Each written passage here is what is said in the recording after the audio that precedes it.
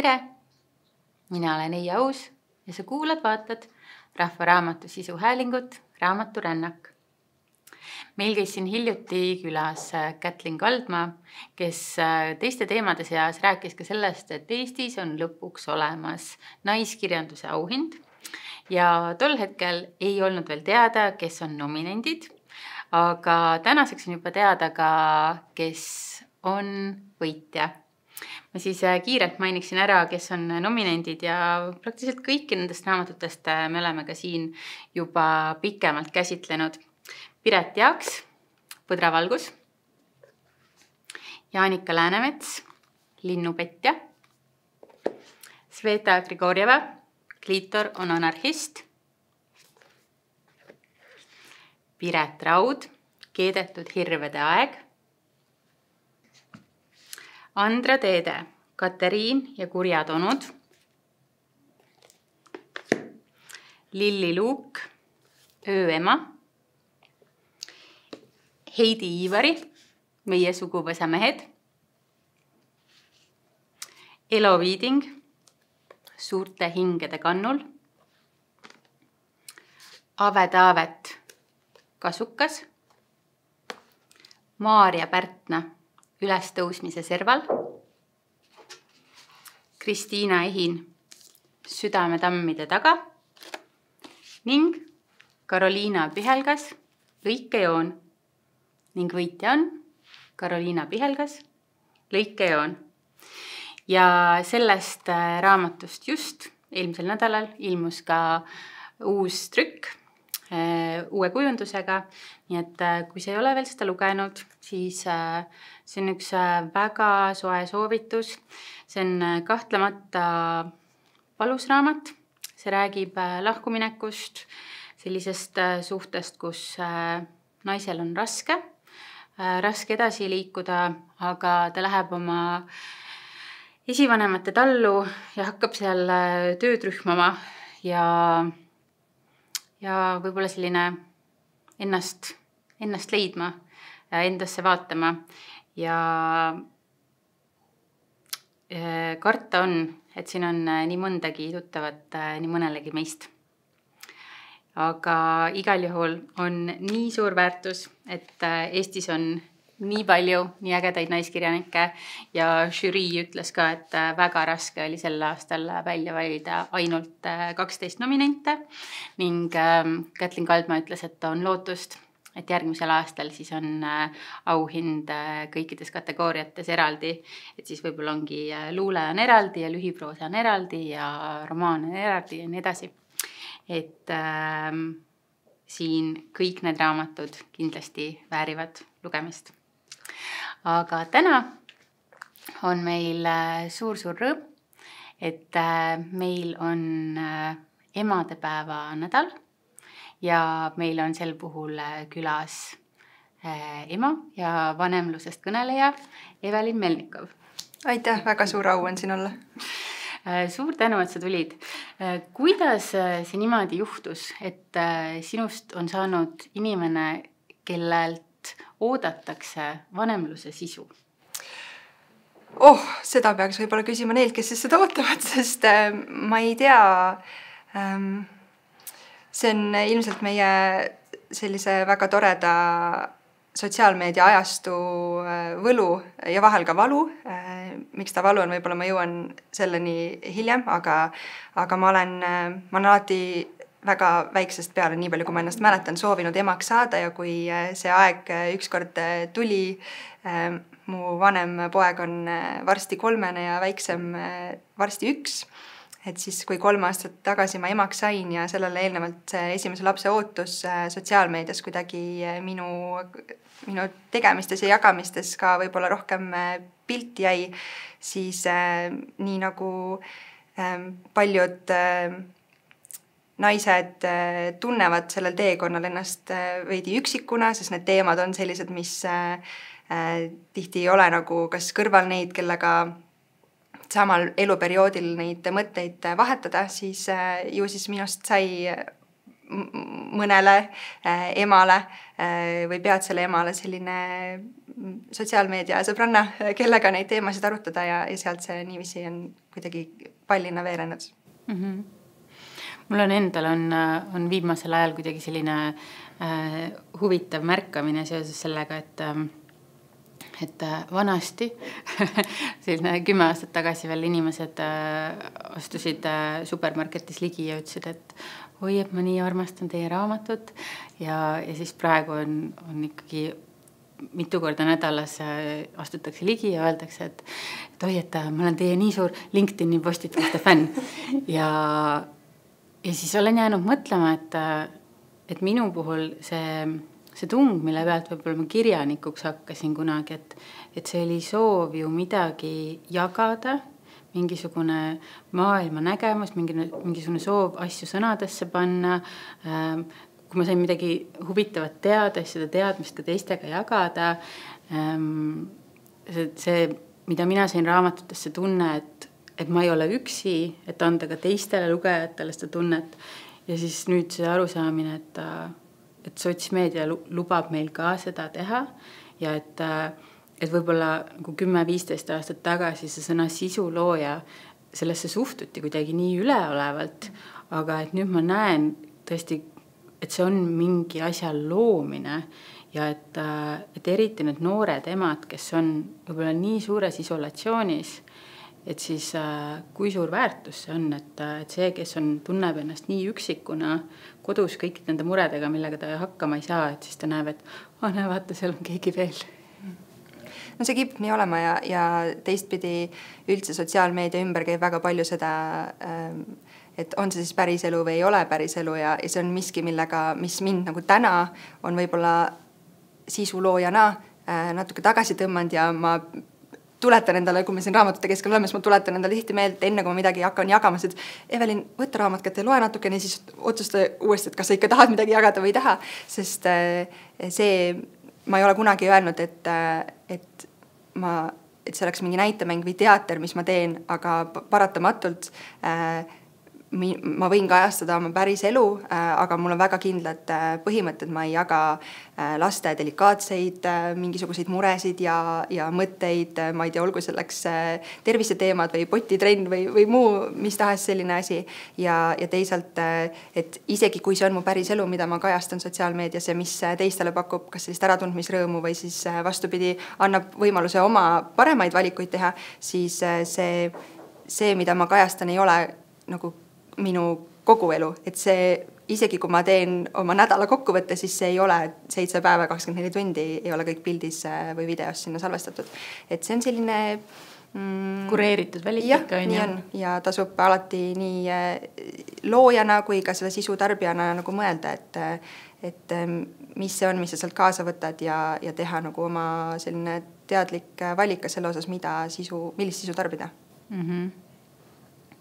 Ma vaatan praegu, et mul on sellised hästi kiired nädalad selja taga, kus on väga palju pealt näha suuri saavutusi, suuri tegusid, aga jummal küll, kui inimesed vaid näeksid, mida ma jooksu pealt söön, sina praegu nägid, ja näeksid, milline mu korter välja näeb. Et tõesti, et see, mis jõuab sotsmeediasse, ongi see, et nagu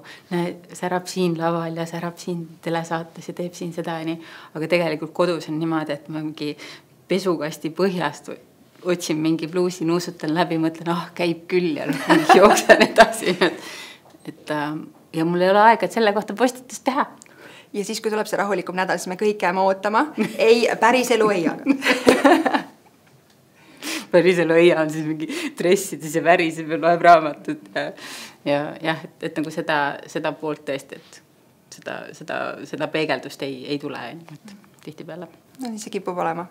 valitud päris hetked. Aga täna kutsusin su siia ka raamatutest rääkima. Milline on sinu suhe raamatutega? Ma tulen väga kultuurilembesest perest ja mu vanemad on mulle kaasa andnud ellu hästi suure armastuse teatri ja muusika ja kultuurisündmuste vastu.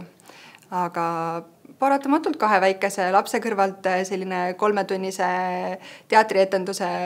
ooperi või balletikülastuse jaoks koos kohviku külastusega enne või pärast etendust on natukene väljakutsuv aega leida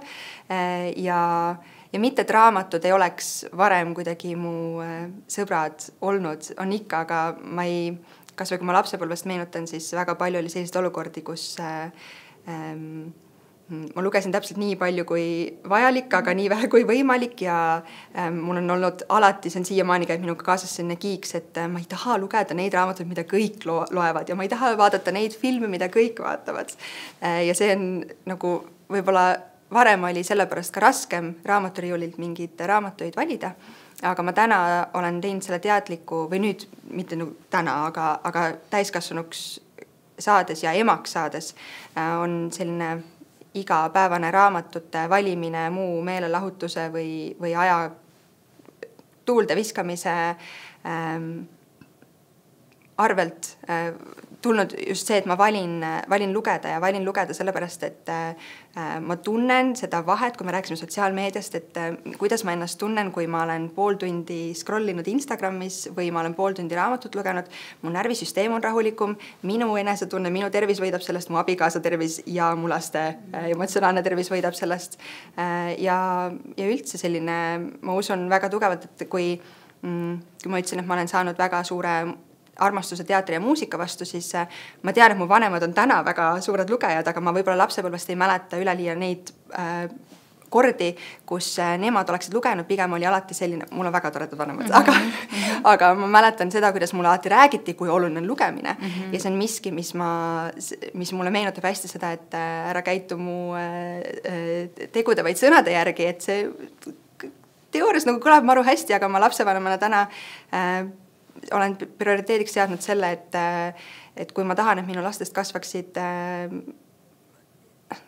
head inimesed, kes armastavad muuhulgas ka raamatuid, siis võib-olla mina pean ka rohkem nina raamatus olema, et nad seda valikut teeksid. Ja kui võib-olla siit nüüd jäi see, et ma loen selleks, et oma närvisüsteemi rahustada ja ma loen selleks, et mu lapsed kasvaksid raamatuarmastateks, siis tegelikult ma lihtsalt olen võib-olla leidnud ka ennast kasvanud selleks inimeseks, kes ma täna olen ja ma võib-olla lihtsalt oskan leida neid raamatuid, mis mind päriselt kõnetavad ja ma loen rõõmuga, mitte sellest, et õpetaja koolis ütles, et peab lugema. Minul kunagi, ma ei tea, võib-olla 10 aastat tagasi lõpuks hakkasid meeldima igasugused e-lugerid ja tõesti, kuna ma reisisin nii palju, siis nii palju mingeid poolikuid raamatuid, ma hakkan neid kaasa tassima ja kolisin suhteliselt ümber ennast kas Kindlisse või siis, et iPhone'is veel on sul kõik Kindli äpp ja siis veel mingi iBooksi äpp ja siis veel Audible'i äpp ja siis veel Rahvaraamatu äpp ja nii edasi, et mis seal kõik on. Nii mugavaks sai see ja siis, kui sain esimese lapse, siis kõik see kärutamine ja siis ma lõpuks harjutasin ennast ka neid audioraamatuid kuulama ja vaatasin, et vaata, kui palju saab lapse kõrvalt loetud. Ja siis nüüd mõni aeg tagasi sain aru, et aga mu lapsele paistab see lihtsalt, et emme istub telefonis. Ja siis nüüd on see, et ma nüüd harjutan ennast maha kõikidelt nendelt äppidelt, et nüüd, ma ei tea, lähme mänguväljakule, siis ma pidin spetsiaalselt ostma mantli selle järgi, et mantli taskusse mahuks tavaformaadis raamat ära. No võt, ja absoluutselt mitte tänase vestluse teema, ma usun, aga see on väga... See on hästi oluline tegelikult, et me räägime väga palju laste ekraani kasutusest, aga millised eeskujud me oleme oma lastele, et kui meie nende värvimise, raamatute sirvimise ja mänguväljakul liulaskmise taustaks oleme ise ninapidi telefonis, siis ma arvan, et see ei ole kõige parem eeskuju meie lastele, kui me eeldame neilt midagi muud. Et kui see on tava ja normaalne, siis see ongi okei. Ja vanemad ja pered ja suhtumist on erinevad. Aga just see, et kui me tahame... Mina soovin oma lastele rohkem sellist kohalolu ja hetkes elamist, mida kõiksugu ekraanid väga tugevalt röövivad, siis ma püüan rohkem ise olla ka kohal ja naeratada neile nii, et nad ei näe minu naeratust kuskilt telefoni nurga tagant, vaid päriselt ilma selle vahefiltrita. Üks... sotsmeedias on üks endast riiliseeriatest või meemiseeriatest on see, et mingi, et am I better than everyone? Ja siis olin seal mänguväljakul, vaatan, teised vanemad on oma telefonid ja siis mina olen seal õhukese 100 leheküljelise raamatuga. ja siis nägin, et üks naine oli siukse nagu see 600 või 800 lehekülge, mis on see Ars Moriendi armastus ja kunst keskajal selle raamatuga. Ja siis loeb, siis vahepeal paneb kaenla alla, jookseb oma väikestel poistel järel, siis vahepeal loeb, siis mul mingit, okei, see on järgmine tase. Aga see ei ole üldse lihtne,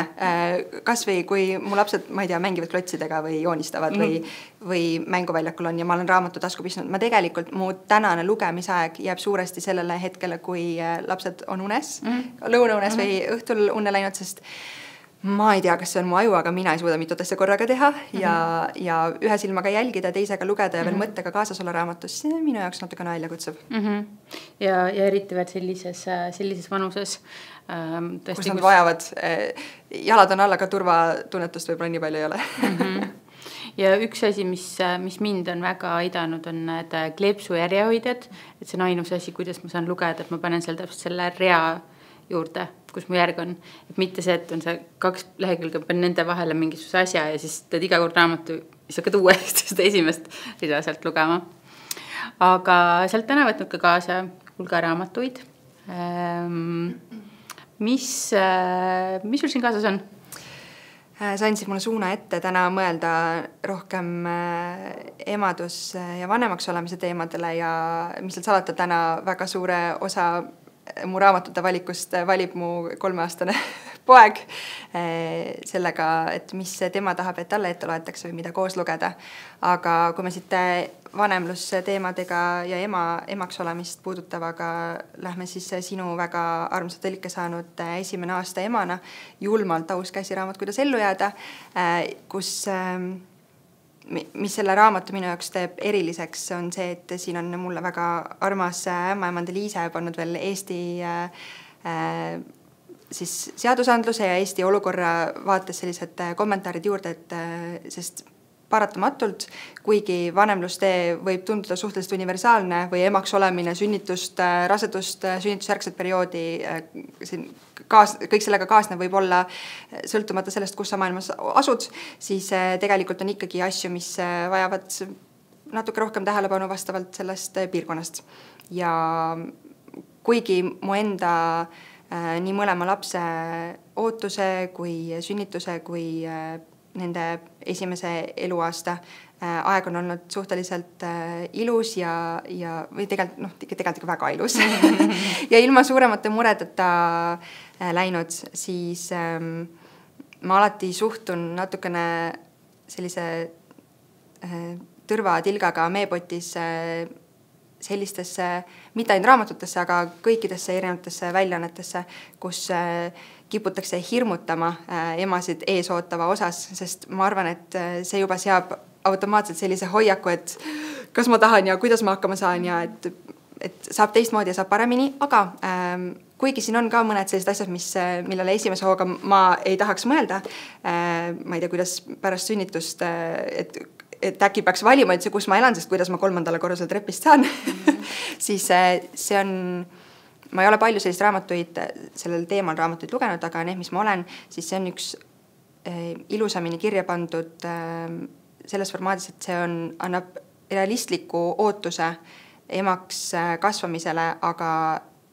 ilma liigse hirmu külvamata. Ja see käsitleb väga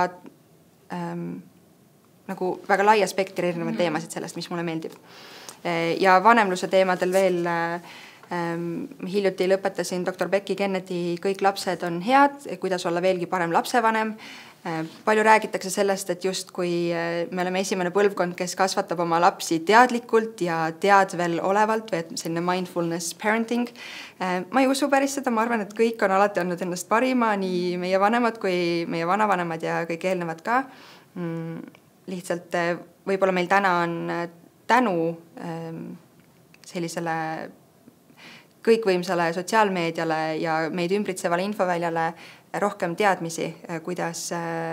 näha nende pisikeste inimeste peade sisse ja teha sellest tulenevalt paremaid valikuid. Ja väga paljude samade põhimõtted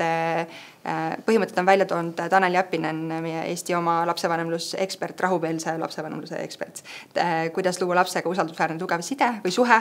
on samamoodi üks raamatutest, mille ma sisse hingasin ja panin hulganisti markeeringuid raamatusse, et millal siis tagasi tulla, kui nende juurde, et kui kolmene ennast paepõrandal pikali viskab ja ütleb, et tema ilma selle pulga mitte sealt poest välja ei tule, et mida siis täpselt teha ja kuidas käituda. Et jah, ma ühtepidi arvan, et vanemlus on miski, mis tuleb meile loomulikult, aga me kõik tuleme oma pagasiga ja kuidas seda pagasit ära kasutada selliselt, et me kasvataksime veel paremaid inimesi, kui me ise oleme, siis võib-olla tasub spetsialistidelt vahel kõrva taha mõtteid panna. Aga miski, see on vist paratamatu ja samas, kui sellega tööd teha, siis võib-olla saab statistikale varsti natukene paremaid numbreid näidata. Ehk siis see, kuidas lapse sünd mõjutab paari suhet ja see on teema, mis seda kõik on väga palju. Ma ei ütle, et olles 2 väikese lapse ema, siis meie suhe abikaasaga on lilleline ja kunagi ühtegi tüli ei ole ja me leiame meie ühist aega tohutul määral, sest see ei vasta kuidagi ühelgi moel tõele. Aga mis ma arvan, et väga paljud on seda raamatut lugenud, armastuse 5 keelt, kestva armastuse saladus. See on üks võib-olla selline hästi lihtne meeldetuletus sellest, kuidas me ei saa oodata teistelt inimestelt seda ka oma partnerilt, mida me ise tahame ja et märgataks, mulle endale meeldib tohutult pista ridade vahele hulk soove, mida ma abikaasale väljendan, aga nüüd võib-olla ma saan aru, et tema ridade vahelt neid välja ei loe ja vajab otseseid juhiseid või siis sellist kord nädalas ühist arutelu aega, et väljendada oma soove ja vajadusi selleks, et see paarisuhe saaks ka õitseda sellel lapsevanemlusperioodil, mis paratamatult võtab aega ja energiat ja tundeid ja emotsioone on palju. Tahad sa lasteraamatutest ka rääkida? Jaa, mul vahepeal tekkis veel küsimus, et selle kohta on küll nagu naljatatud ja räägitud, aga et selleks, et autot juhtida, autokool või et selleks, et nii edasi, aga et selleks, et laps saada, sul ei ole vaja nagu mitte ühtegi kooli läbida, et paljudel juhtub see ka nagu õnnetusena või nagu äpardusena. Aga üldjuhul õnneliku äpardusena? Üldjuhul. Aga et küllalt palju on neid inimesi, kes on seda meelt, et ongi, et aasta tuhandeid, rohkemgi kui tuhandeid, 10 000 miljoneid aastaid on saadud lapsi, et selle kohta ei peaks õppima, et see ongi nagu nii loomulik, et me saame need lapsed niikuinii. Et kuidas julgustada inimesi lugema vanemluse kohta, et see on, eriti ma näen ka seda, et selle väikse lapse vanemad ongi ju tihtipeale väga väsinud ja võib-olla magamata ja on väga palju neid muresid, et kuidas leida seda aega ja motivatsiooni, et siis veel mingisugust õpikut kätte võtta või? Jah, see oleks mul vaid sellele heale küsimusele hea vastus ka. Ma lihtsalt ise arvan, et see, et kõik on hakkama saanud ja kõik saavad hakkama, ei tähenda, et me ei saaks kuidagi paremini teha. Ja naisi puudutab see hästi palju nagu sünnituses, et ma näen, olles sellel teemal ka natukene rohkem tööalaselt sees olnud, kokku puutunud naistega, siis ma näen, et väga palju on seda suhtumist, et aga kõik on ju sünnitanud, et mina saan ju ka sünnitatud, et ma ei pea ju selleks mingit erilisi kursuseid läbima, perekoolis käima või mingit loomuliku sünnituse teejuhti lugema, mis on väga hea raamat. Aga tegelikult sealt vist tulevad paljud traumad ja sellised haprad momendid elus, kus see, et vanaema räägib lugusid, kuidas sünnituskogemus oli nii õudne ja kuidas ta 2 tundi pärast juba lehma sõnnikut viskas kuskil laudas, et see võib-olla ei ole nagu tänapäeval enam päris see, mida me ootame või tahame nendele sünnitanud naistele edasi anda, et meil on nii palju võimalusi, kuidas toetada naisi, emasid, vanemaid paremini kui kunagi varem ja seda teed on võimalik luua ilusamana, kui see võib-olla varem on olnud. Et jah, kõik on hakkama saanud, sest sul ei ole mitte mingit muud võimalust. Kui sul on väike laps käes või kasvab kõhus, siis sul ei ole nagu palju võimalusi, mida teha. Mina olen valinud selle, et ma lihtsalt tahan teha parima nii oma pere, oma sündimata kui sündinud laste, aga ka ise enda jaoks. Ja see on see, mis ilmselt on innustanud natukene otsima infot, et paremini hakkama saada. Minul näiteks oli pärast lapse sündi oli mingi selline mure, millest ma isegi ei teadnud, et selline mure olemas on. Ma teadsin, et on vastupidine mure ja tundsin, et nii, nüüd on maailma lõpp, et ma olen ainus inimene, kellel üldse siukene mure on. Ja siis, kui selles Becky Vieira 1. aasta emana, kui temal oli selline mure, siis 3-4 aastat pärast enda lapse sündi, kui ma seda lugesin, siis korraks mul oli siuke kergendus, et okei, ma polegi ainus inimene, kes ei saanud mingi nii elementaarse asjaga hakkama. Ja siis kuidagi nägin seda veel mingisuguses seriaalis, siis mul mõtled, okei, kusagil on veel keegi. Et siis nagu, et alles siis ma sain aru, kui suur trauma mul oli olnud iseenda nagu mingisugust asjast, et tol hetkel sul on see väike pamp, et sa lähed kõigest läbi nagu tank, et sul ei ole aega jääda siia nüüd nagu mõtlema, et mingi mis ja kuidas ja nii edasi, aga tagantjärele, et seda raamatut lugedes nutsin ja siis seda seriaali vaadates nutsin ja, aga et see on nii äge, et isegi tagantjärele mingisugune selline raamat saab anda sulle sellise nagu validatsiooni või nagu normaliseerimise, et nii paljud erinevad kogemused on võimalikud, et veel selles raamatus mulle ka meeldis see, et ta ei räägi ainult enda kogemusest, aga et ta toob hästi paljud erinevate emadest erinevaid kogemusi, et ta enda kogemus on üks ja mõneti ekstreemne, aga et siis ta toob ka hoopis teistsuguste emade hoopis teistsuguseid kogemusi. Ja ma olen nõus ja see, mul on hästi hea meel, et täna on vaimne tervis küll kõige puhul, aga ka vanemluse puhul hästi pildis, sest nagu ma enne mainisin, sest sotsiaalmeedial on väga palju võlupooli, aga on ka see valu, et võib-olla need ootused, mis endale seatakse, on ka vahel ebarealistlikud ja näha teiste sellist ilusat kureeritud sisu, kuidas kõik imetavad ja siis järsku on endal imetamisraskused või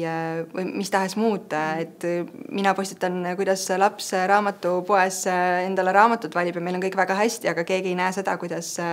ta oli 3 minutit enne seda auto juurest, kui me olime kokku leppinud, et sa seisad, kuni ma võtan venna autost välja, oli jooksnud suurele autoteele ja mul lihtsalt käis kogu elu silme eest läbi. Et see on oluline seda päris elu ja tänu sellistele raamatutele ka enda vaate välja tuua. Ja teine asi, mis minu meelest nende raamatutega neid tihti, mitte ainult raamatutega, aga kõiksugu sisu tarbides, et hakatakse tegelema või otsima seda infot siis, kui on juba endal probleem käes. Aga palju lihtsam oleks, kui me loeksime enne need raamatud läbi ja viiksime ennast enne kurssi ja oskaksime ennetada neid võimalikke tekkivaid probleeme. Mis siit Dr. Becky Kennedy raamatust on sul mõnda eredat hetke, mis sa lugesid ja mõtlesid, et selle ma pean meelde jätma, see oli täiesti geniaalne infokild. Ma arvan, väga palju on selliseid asju, mis võib-olla nagu just kui reegleid, mida kui on olukord A, siis käitu vastavalt ja kui on olukord B, siis käitu vastavalt, aga seda ei saa alati üks-ühele lapsevanemlusse või nendesse identsetesse olukordadesse ka üle kanda, sest lapsed on väga erinevad. Aga mis mulle siit raamatust, näed, ma murran lehti raamatutel, on ju, et olulised asjad meelde jääksid, kui neid vaja on. Mis mulle siit meeldis, on see, et kui me tahame muuta ainult laste käitumist mingites olukordades, siis sellega me võib-olla tihti kaugele ei jõua, sest käitumine on mingi olukorra või tema välja arenemata mõttemaailma selline lõpp-produkt või tulemus, aga me peaksime muutma seda, kuidas ta nendest asjadest aru saab, siis seda, mitte seda käitumist ennast. Ehk siis selle asemel, et oma 3-sele, kelle aju on 25% välja arenenud ja ilmselgelt ainult 1/4 teist jõuab temani, et mitte karjuda talle veel 8 korda, et ei tohi, ära jookse sinna autoteele ja muu selline, siis minna tema juurde maha ja aru saada, et miks ta nii tunneb või miks ta nii käitub ja võtta see aeg lapsevanemana, et peegeldada tema tundeid. See on vist selline kõige olulisem asi, mis ma sellest raamatust, aga ka Taneli raamatust endaga kaasa olen võtnud. Ja räägi, mis on need lasteraamatud, mis praegu sinu kodus on repeat'i peal? No üks, mis on vist kõikide topis on Väikese hiire seiklused või Väikese hiire raamatud üleüldiselt, aga Väikese hiire kevad praegu, sest lihtsalt aeg on selline ja mulle meeldib Väikese hiire sarja puhul see, et need on nii päris lood ja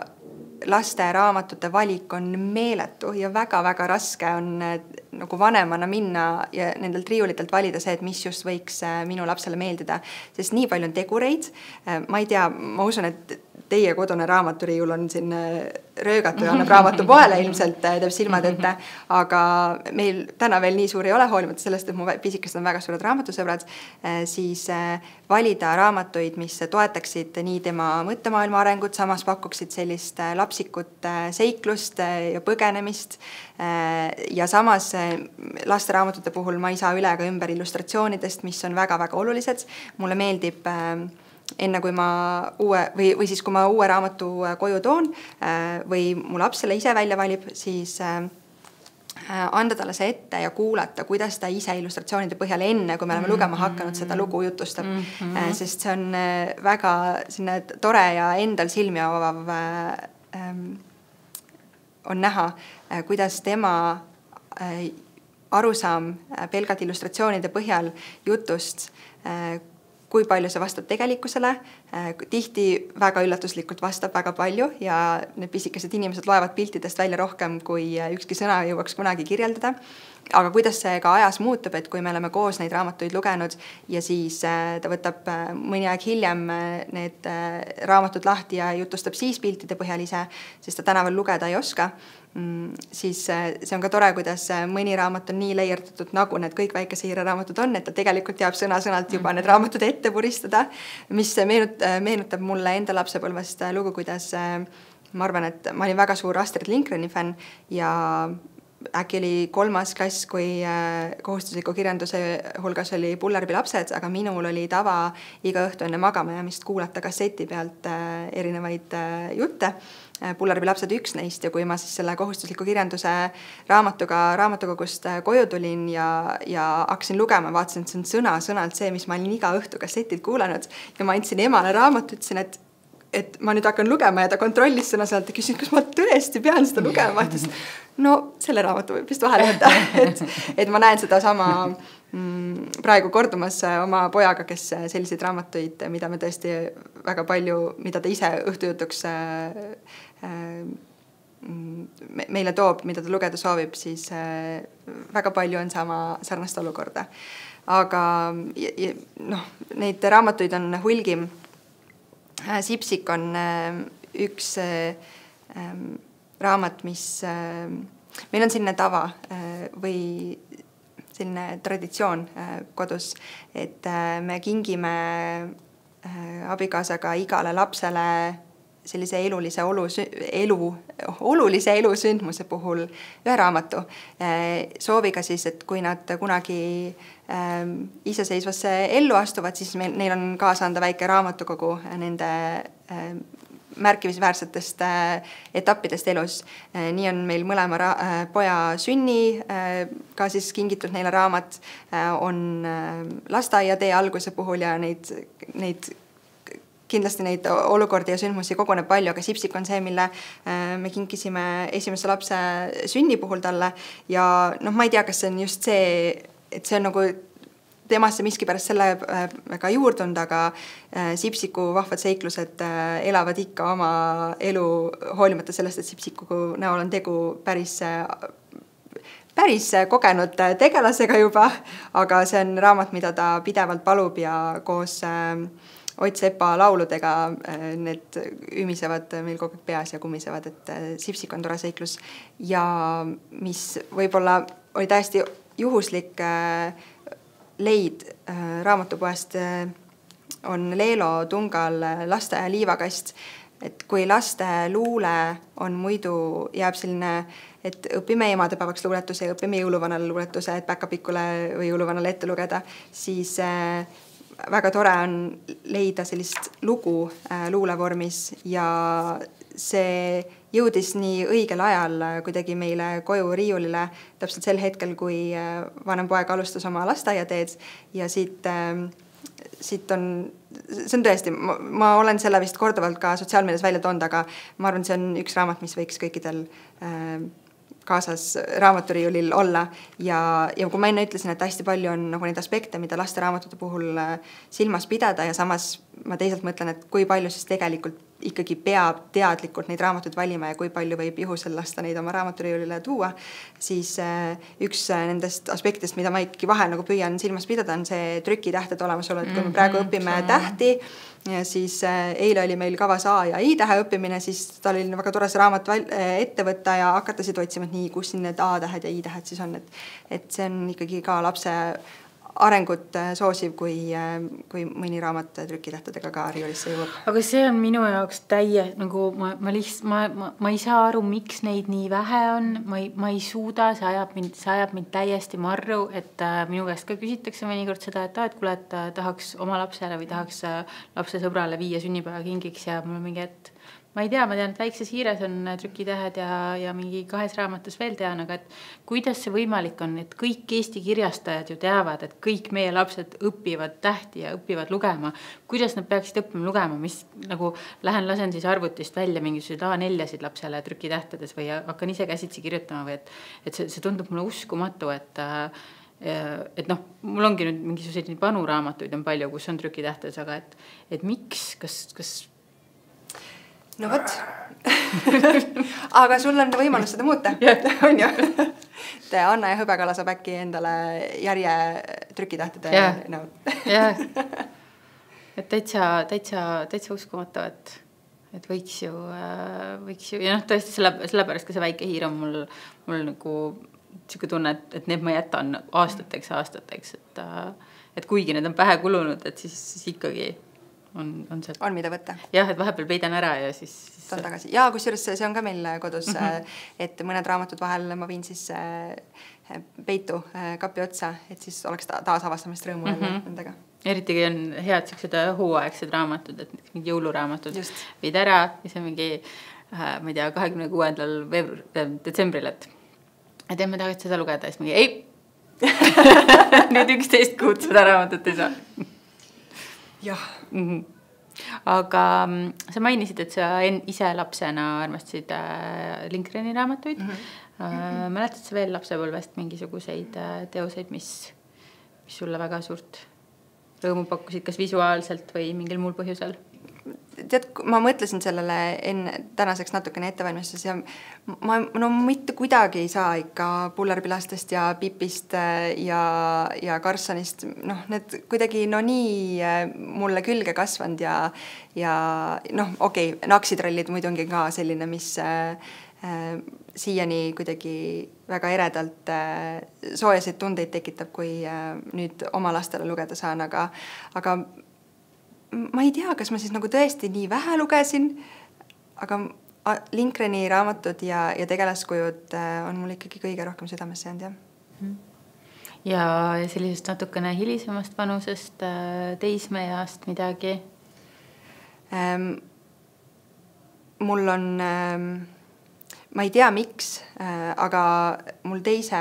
lapse sünni, tema sai endale kingituseks Väikese printsi, mis siin riiulil ka selja taga on. Ja ma mäletan nagu sellest ajast rohkem raamatuid. Tütarlaps Pärl kõrva rõngaga on raamat, mida ma nagu ma ei kujuta ette, mitu korda ma seda läbi jõudsin lugeda seal mõne aasta jooksul ja Alkeemik on raamat, mida ma alati kuidagi kooliajast nii tugevalt meenutan, mis ma just siia kõndides vaatasin, et et see on topi ja uus trükk on topis ja see on väga tore, et see on raamat, mis ma arvan, et iga inimene peaks läbi lugema elu jooksul, aga Väike prints kuidagi, et ühtepidi nii lihtne lapselik lugu ja teistpidi nii suure mõju ja võimuga on mulle ja ükskõik millal ma seda oma elus olen lugenud, siis ma võtan sealt alati midagi uut kaasa ja see on miski, mis vist mul tunnet elu lõpuni kaasas käib. Ja mul on Väikse printsiga kuidagi see, et ta ei ole mulle nagu see lapsepõlve raamat, et ma ei tea, kas ta oli meil kodus või ei olnud meil kodus, aga et iga kord, kui ma olen teda elus lugenud, siis ta on alati mulle nii värske. Et mul alati lugedes on see mingi, et seda kohta ma üldse ei mäleta või seda kohta ma üldse ei mäleta, et kuidagi seal tõesti seda avastamisrõõm, et ta vist ka kuidagi nii tihe ja nüüd Alice'it lugedes ka mul oli siuke tunne, mingi kas ma olen seda kuidas seda ei mäleta? Et seal toimub ikkagi nagu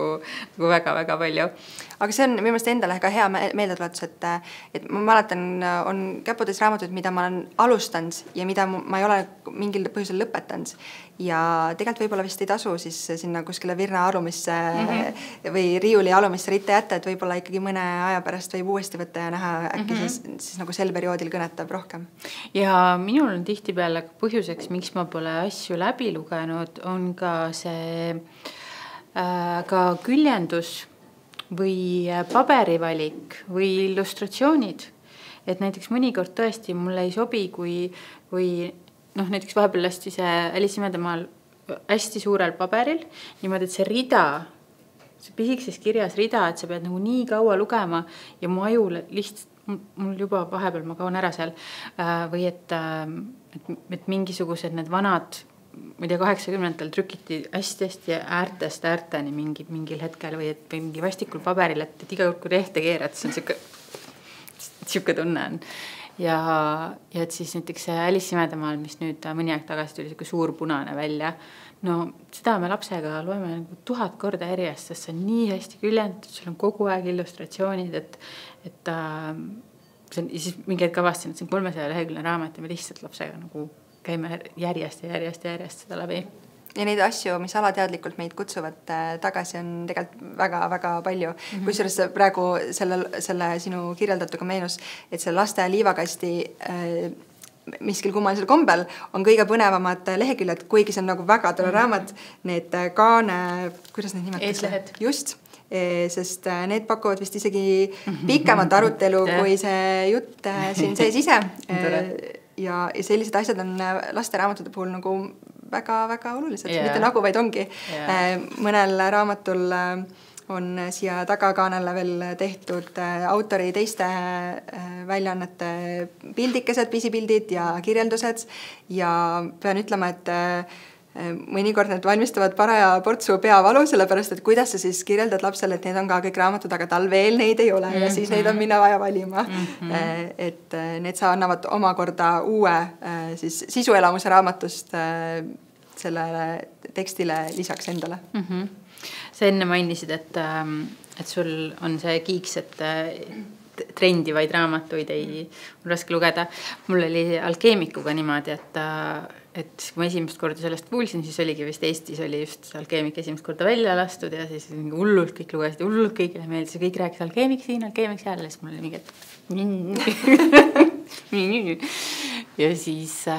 ma nüüd pandeemia ajal lugesin esimest korda Alkeemikut ja siis mul oli täiesti mingi,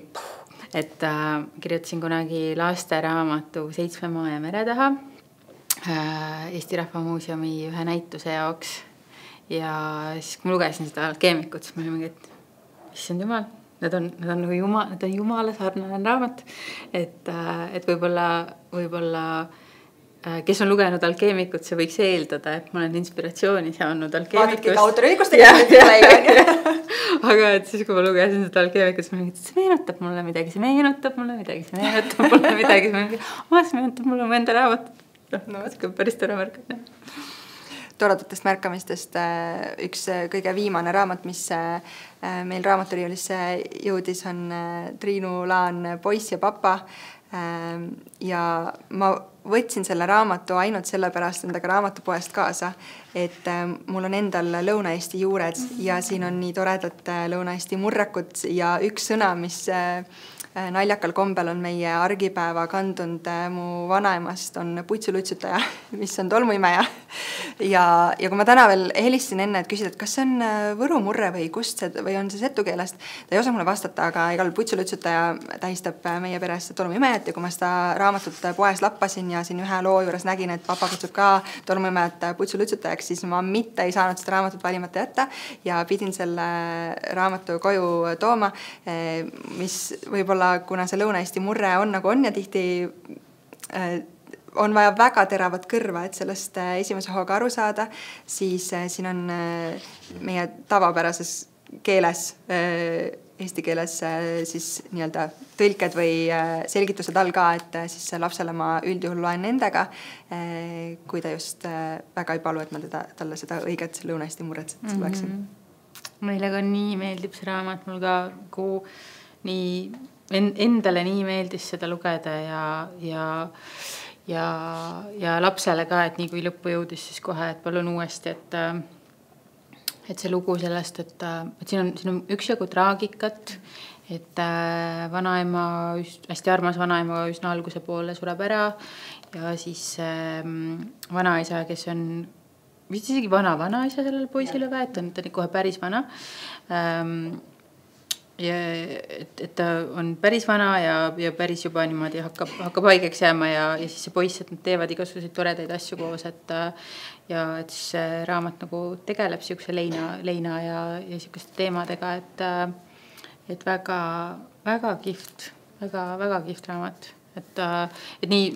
see on üks asi, mis minu meelest on selles tänases lastekirjanduse maailmas nii äge, et lastele räägitakse nendest teemadest, et räägitakse lahutusest ja räägitakse leinast ja räägitakse ka sõjast ja nii edasi, et ma just sain hiljuti, mu isa tõi maalt ära kõik minu lapsepõlveraamatud, mis veel alles olid, mis olid minult läinud mu väiksemale vennale ja siis mul oli mingi nii tore ja siis mu laps ei luba mulle ühtegi nendest ära anda, vaid nõuab, et me kõik läbi loeksin. Ja siis mina mäletan mingeid raamatuid, et see mulle ei meeldi, siis ma proovisin nagu posu ära anda. Et kus on mingi illustreerija, kes mulle ei meeldi või küljendus on vale või mingid asjad, siis tal on mingi ei, kõiki loeme. Ja siis issand neid raamatuid läbi lugedes, kui palju seal lihtsalt nagu mingi pekstakse ja tapetakse ja mingi hüpatakse kaevu ja nii edasi ja null selgitust või nagu lihtsalt et nii valus on ja siis ma ei taha neid ette lugeda, aga et siis ongi, et kogu aeg peaks peatuma ja kogu aeg peaks selgitama midagi, et nagu, aga et samas laps võtab maailma hoopis läbi teise filtri või nagu, et tema jaoks on kõik kuidagi iseenesest mõistetav, et ta ei jää nagu sinna analüüsi kinni alati. Jah, ja ma tihti mõtlen sellele, keegi praegu mulle meenub, et ma vist isegi ei jõudnud vastust välja mõelda, sest see mõtletöö võttis mult nii palju aega, aga keegi küsis mult hiljuti, kui ma sotsiaalmeedias lasteraamatute teemal sõna võtsin, et kuidas ma suhtun nendesse klassikalistesse muinasjuttudesse, kus prints päästab torni tipus olevat printsessi, et see on ju nii ebavõrdne ja äkki peaks teistmoodi. Ja ma saan aru, võib-olla nagu poiste emana, mul on seda nagu lihtsam, sest poisid ju võiksidki tüdrukuid hoida ja neid päästa ja minna ja appi. Ja võib-olla kui mul oleks tütar või tütred, siis ma vaataksin seda teistmoodi, aga samas ma ei tea, kas me alati peame, kuna laste maailmavaade on hoopis teistsugune kui meie oma, see ei ole veel nii muditud ja nad lihtsalt on lapsed ja kõik vajab alati vanemlikku selgitust, et kui mõnikord on filmide või mingite saadete ees, et järgnev saatelõik vajab vanemlikku selgitust, ma ei ole küll kohanud, aga kindlasti on mõni raamatki selline, et see on ikkagi valik, milliseid raamatuid me oma lastele ette anname, milliseid me ette loeme ja see on ka natukene siis sellest valikust lähtuvalt lapsevanemate töö, et kuidas me neid lugusid ellu edasi kanname ja mida me sinna nagu toetavaks sõnaks juurde jutustame. Et mul on hästi hea meel, et kui me rääkisime enne siin vaimsest tervisest, siis kõik sellised teemad ju, et tujud ja tunded, et hirm ja viha ei ole halb emotsioon või ainult tuleb olla kogu aeg rõõmus, et need on ka nagu lastekirjandusse edasi kandunud, olgu siis iga väike tegu lugusid empaatiast, kuidas oma lasteaiakaaslasi rohkem märgata ja kuidas neile rohkem toeks olla, kui neil on raske. Või sellised lood, et on kirjandust, mis ongi konkreetselt sellistele olulistele teemadele ja valdkondadele üles ehitatud, aga samas ma arvan, et me ei saaks jätta sellepärast valimata või lugemata neid klassikalisi muinasjutte või minu armastatud Pipi oli ka pagana krutskeid täis ja tegi igasugu asju, mida ma täna tegelikult ühelgi tütarlapsel teha ei soovitaks. Aga Pipi elab ikka oma elu ja võib-olla ma siis jutustaks sinna Pipi juurde lood sellest, kuidas natukene paremini täna hakkama saada ja teha. Mulle nii meeldib tõesti see, et kõik tunded on head ja et kõikidest, et tõesti see, et me tänasel päeval normaliseerime laste tundeid ja et seda tehakse raamatutes, et seda tehakse ka multikates, et seda need ka Dr. Becky Kennedy ja siis Tanel Jeppinen ja kõik räägivad sellest, aga et ma ühel hetkel märkasin, et ma olin nii tugevaks saanud selles teoorias ja lapsele mingi, et jaa, see on hirm, mis sa tunned, või et jaa, see on pettumus ja ma saan aru, et sul on praegu paha olla ja siis ma saan aru, et aga ise siin varsti on 40 ja endal ma ei lase neid asju tunda. Et siis nagu läbi lapse kasvatamise ja ennast nagu emana harides ma saan aru, et ma pean hakkama ise ka seda viha tundma ja nagu lubama endal tunda. Et siis see, et ka inimesena kasvamine, mis on tänu vanemlusele tulnud, et see, et iseenda tunnetega kontaktis on mingid, okei, ma olen väga pettunud praegu, ma olen okei, ja siis lased selle tunde ja mõtled, et näed, ma ei lagunenud koost, ma ei lennanud 1000 kiloks, et mingi tundsin ära selle tunde ja ma saan nüüd edasi liikuda, et mõelda vaid, kui palju raisatud aega ja mingi alla surumist, et 38 aastat mingi jumala eest ei tunneks neid asju, et aga me kõik teeme sellel hetkel parima, mis me suudame teha ja sellepärast ongi tore, et need teemad jõuavad rohkem pilti ja et me saaksime läbi nende teadmiste, aga läbi nende lugude on pisikestele rohkem nagu varem neid teadmisi ellu kaasa anda. Et tunded on see raha, just siin see vahepeal sai tohutult palju tähelepanu, aga mul siis, ma ei tea, kas mu esimene laps äkki ei olnud veel sündinud või näed, ei leia aastatkene minas, aga ühesõnaga sel hetkel ei olnud aktuaalne meie peres, aga et tunnetest me keegi ei ole tohtinud rääkida, meie vanemad ei ole tohtinud rääkida, vanavanemad ammugi mitte, aga rahast, et ma tulen samamoodi perest, kus oli pidevalt sõnakõlks on õhus, raha ei kasva puu otsas, aga mida see tegelikult meie väikeste ajude finantstarkuse või finantsmaailma teadmiste kujunemise osas ütleb, ainult tekitab hirmu raha osas, et kuigi hirm on hea emotsioon, siis võib-olla saab raha olulisusest ja rahaga kaasnevast natukene paremini ja siis on tore, et sellised, see on ka minu esimene raha Liis Klein raamat, üks tore raamat, mis kasutusele võtta, kui võib-olla ise jääd oma pagasiga hätta, kuidas siis lapsele kõige paremal moel seda finantstarkust ellu edasi anda. Väga lahe. See on üks raamat, mida mul ei ole. No võt, mul on väga hea meel. Lahe. Ja siin ma näen, et sa oled veel kaasa võtnud täiskasvanutele. Võtsin jah, tänu sulle tegelikult. Hanna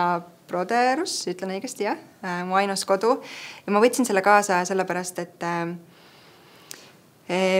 kuigi ma olen ümbritsetud väga palju laste teemadest ja laste kasvatusest ja laste raamatutest, mis täidab täna suure hulga mu ajast, raamatulugemise ajast, siis ja 2 väikese lapsega seda möllu, argipäevast möllu on väga-väga palju. Ehk siis see aeg, kui ma lõpuks saan lihtsalt rahulikult endale võtta ja ise lugeda, siis ma üldjuhul püüan valida sellist sellist kerget lugemist ja lugu, kus ei pea ilmtingimata liiga palju kaasa mõtlema ja et saab lihtsalt kulgeda selles loos. Ja see raamat pakkus mulle seda, aga miks see täna siia lauale jõudis, on see, et ma taipasin seda raamatut lugedes, kui erinevad võivad olla arusaamised või tähelepanekud raamatust sõltuvalt sellest, millises eluperioodis sa parasjagu oled. Ehk siis ma arvan, et, või mitte ma ei arva, vaid ma tean, et kui ma oleksin seda raamatut lugenud olles lihtsalt naine, mitte ema, siis ma oleksin selles raamatus märganud hoopis teistsuguseid asju, kui täna, kui ma 2 lapse emana seda raamatut lugesin. Et jah. Ja meil oli see Rahvaraamatu klubis ja mina ka kuidagi ootasin sealt, et see on tantsukunstniku lugu kuidagi, mis seal taustal oli, tagakaanel oli öeldud ja ühe naise kehalugu ja nii. Ja siis, kui ma seda lugesin, siis lihtsalt see lapsevanem minus oli nii trigerdatud terve aja. Mul oli mingi, et kõigepealt see naine, et tema enda vanemad, nagu see dünaamika ja siis see naine ja ta enda 4 last, siis mul oli nagu lihtsalt ja siis seal tõesti raamatuklubi kohtumisel, et ongi iga inimene on elus nii erinevas kohas ja on elanud nii erinevas peremudelis ja nii edasi, et on nii mõnigi lugeja, kelle fookus ei olnud seal, aga et kuna mina vanemana olen nii teistsugune vanem kui selle raamatu jutustaja, siis mina nagu lugedes mul oli nii valus lihtsalt ja et võib-olla ka see võib-olla see mingisugune sisemine kriitik, kes mulle igal sammul ütleb, et näed, oleksid ikkagi pidanud veel paremini selles olukorras tegema ja seda nagu veel kannatlikum olema. Nii, siis pärast selle lugemist ma olin mingi, et kuule, äkki ei ole iseenda kogu aeg nii karm, et tegelikult sa oled väga hea ema, et sa oled väga tubli. Jah, nii on. Ja mis mulle veel selle raamatu puhul meeldis, on see sõnakasutus ja see kirjeldus ja see keel üleüldiselt, et ikka väga palju mõjutab sest loo edasiandmist see, kuidas see on kirjutatud. Ja see on, ma arvan, et see jääb pikaks ajaks selleks üheks raamatuks, mida ma väga julgelt kõikidele edasi soovitan, ennekõike naistele, emadele, aga tegelikult vist kõigile. Ja seal oli üks hästi võimas point, oli ka minu meelest üks väga, väga hästi kirjutatud point, mida mina ei osanud ette näha. Ja nii põnev oli see, et selle raamatu taha on kirjutatud, et seda võiksid lugeda kõik mehed või midagi selline. Jah, on küll, jah. Tead, ma ei saa meeste eest rääkida, sest ma ei ole kunagi olnud mehe kingades. Ja kui ma nagu isegi püüan ennast sinna panna, siis ma mitte kunagi ei näe seda maailma ikka, nagu mehed võiksid näha. Aga kui autor nii arvab, siis ju nii peab olema. Hästi, aga mis sa selleks, kas oskaksid veel öelda midagi selleks kevadeks, suveks, emadepäevaks? On sul midagi veel hinge peal, mida sa tahaksid öelda vanematele, eriti võib-olla nendele, kes praeguses hetkes on natukene, kõik asjad on natukene üle pea kasvanud, võib-olla kodu ei ole nii korras mõnel meist, kui tahaks ja graafik on sassis ja võib-olla tundub, et söögilaud peaks olema tervislikum ja ma ei tea, tegevused peaksid olema lastel arendavamad ja et tundub, et kõik asjad saaksid olla paremini. Ideaalses maailmas tahaks me kõik vist, et oleks kõik paremini, aga reaalsus on teine. Mimast täiskasvanuks olemist kirjeldab hästi see, et ma kogu aeg arvan, et järgmine nädal on rahulikum, aga see järgmine nädal ei ole ikka veel kohale jõudnud. Et ma arvan, et me ei peaks laste eest või laste pärast midagi tegema. Et lapsed näeksid, et alati on kodu puhas või et kui lapsed lähevad magama, siis võluväel saab mängutuba korda või lastetuba korda, et kasvatame oma lapsi ja oleme vanematena just sellised, nagu me oleme. andes endast parima, sest see parim ongi see, et isegi kui need nõud on seal kraanikausis ja ma võtan 3. päeva jälle musta pesukastist endale särgi selga, sest ma ei ole vahepeal ära pesnud, siis see ongi parim. Ja meie lastest ei kasva sellepärast halvemad ega ka paremad inimesed, vaid nad kasvavad päris inimesteks, kellel on päris maailmatunnetus ja see, et nad võivadki olla inimesed oma hapruses, oma õrnuses, oma hirmus, valus ja suurtes tujudes ja tunnetes, mida täna oma 3 pealt rohkelt näen. Et kõik ei saa olla alati ideaalne ja isegi kui sotsiaalmeedias ta peegeldab, raputan endale soola, aga siis see kunagi ei ole ikkagi see täielikult päris elu. Ja ma alati, mida ma taotlen nendelt asjadelt, mis ma emana sotsiaalmeedias nagu kajastan või jagan, siis ma väga usun seda, et vähem on parem ja et alati ei pea olema kõiges maksimalist ja kõike saavutama, et kõige arendavamad mänguasjad ja kõige paremad raamatud ja alati peab olema täisväärtuslik toit 3 korda ja need 2 snäki korda lastele ka veel nagu kõige paremad toorained, et see lihtsalt ei ole võimalik ja see tuleb alati, et isegi kui see saab võimalikuks, siis see tuleb vaimse tervise ja suure stressi hinnaga, millel on meie tervisele palju suurem mõju ja meie lapsevanemluskogemusele, et kui selleks tulemuseks on läbipõlenud ema, kes käis 4 ökopoest seda brokkolit ostmas selle asemel, et see tavaline osta, siis ma arvan, et lapsed ei võida sellest ökomahe brokkolist, vaid võidab see laps, kellel on kõht täis ja see ema, kellel on kõht täis. Mu üks kuldne reegel pisikese beebiga kodus olles on see, et järgmise päeva lõuna peab olema planeeritud, sellepärast et muidu on juba eost teada, et tuleb raske päev ja muud sellised pisikesed asjad, et tuleb olla osata lihtsalt inimene ja mitte endale nii kõrgeid standardeid luua. Sobib see või? Hästi sobib. Suur aitäh sulle, Evelin, ja aitäh teile vaatamast, kuulamast ning Evelini raamatusoovitused leiate nagu alati podcasti alt ning meie podcasti lehelt ning soovime teile ilusat aega, ilusat kevade ja suve jätku ning head lugemist.